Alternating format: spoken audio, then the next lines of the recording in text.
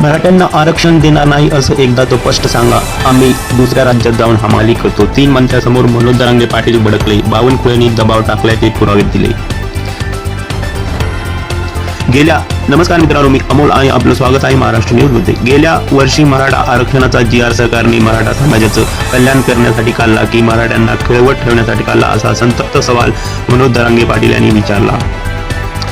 राज्यात मराठा आरक्षणाचा विषय पुन्हा एकदा तापण्याची शक्यता असून येत्या 29 ऑगस्ट पासून मनोज जरांगे पाटील हे उपोषणाला बसणार आहेत. जरांगे यांनी उपोषणाला बसू दे यासाठी मनधरणी करायला गेलेल्या राज्य सरकारच्या 3 मंत्र्यांसमोर जरांगे चांगलेच भडकल्याचे दिसून आलं. शिंदे समितीने जर 58 लाख नोंदी शोधल्या असतील तर त्यांना कुणबी प्रमाणपत्र का दिलं जात नाही?